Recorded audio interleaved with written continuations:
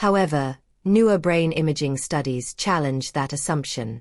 The Chronos Early Estrogen Prevention Study and follow-up research using PET scans show that estrogen can support brain glucose metabolism, a key function in preventing dementia-like decline, even when introduced after age 60, although the results are not as pronounced as they are in women who begin therapy closer to menopause. Still, this opens the door to re-evaluating past conclusions and approaching late HRT not with fear, but with clinical precision. Let's also talk about one of the most personal but overlooked reasons women consider HRT later in life: quality of life. While the acute symptoms of menopause, hot flashes, night sweats, insomnia, often diminish with time, many women report lingering issues like low libido, vaginal atrophy, and persistent fatigue well into their 60s. These issues aren't merely annoyances, they affect relationships, mental health, and overall vitality. Studies show that even low-dose HRT can significantly improve vaginal health and sexual function in older women. When systemic HRT isn't appropriate, local vaginal estrogen can still be a game-changer, with minimal systemic absorption and virtually no risk increase for cardiovascular or cancer-related events. Now, let's pause and reflect on who this conversation is really for. If you're a woman over 60 who's still feeling the impact of hormonal decline and wondering whether it's too late for you, this video is for you. If you're someone who values evidence over hype and wants to partner with a knowledgeable clinician to make data-driven decisions, this video is also for you. What matters isn't your age alone. It's your metabolic profile, your symptoms, your goals, and your willingness to weigh pros and cons logically.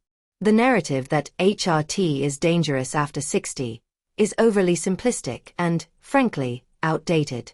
Of course, we must also consider the risks honestly.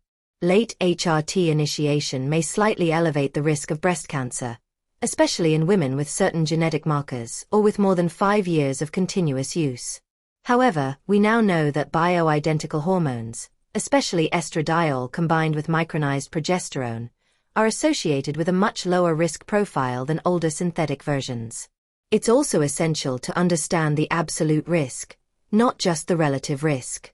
For many women, the chance of breast cancer with HRT is similar to the increased risk associated with drinking 1 glass of wine per day. Yet wine isn't demonized in the same way HRT has been. We also need to address a practical question. If you're considering starting HRT later in life, how should you begin?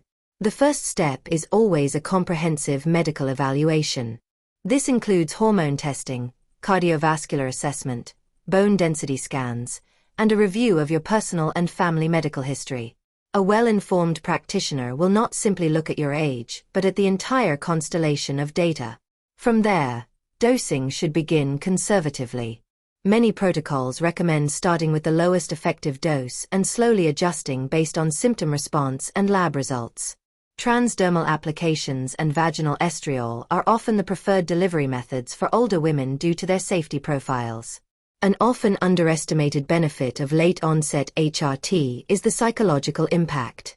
Many women report feeling more like themselves again, sharper, more emotionally resilient, and connected to their sense of identity and femininity. These aren't just nice-to-have perks. Feeling mentally and emotionally aligned can reduce the risk of depression, improve social engagement, and even support physical activity and diet compliance. When you feel good, you act differently. And that ripple effect can transform health trajectories, even after age 60. So what's the bottom line? Is it too late to start HRT? The answer is, not necessarily. Science is evolving.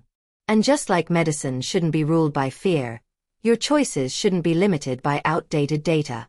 If you're thoughtful, proactive, and supported by a qualified provider, starting HRT later in life can be both safe and beneficial. It requires nuance, careful planning, and regular monitoring, but it is absolutely possible. Before we close, I want to emphasize this. You deserve options. You deserve to understand the science. You deserve a personalized plan, not a generalized warning. If this video brought you clarity or sparked new questions, make sure to share it with another woman who needs this information.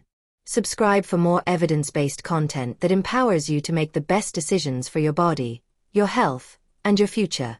Because it's never too late to seek knowledge. And it might not be too late to feel like yourself again.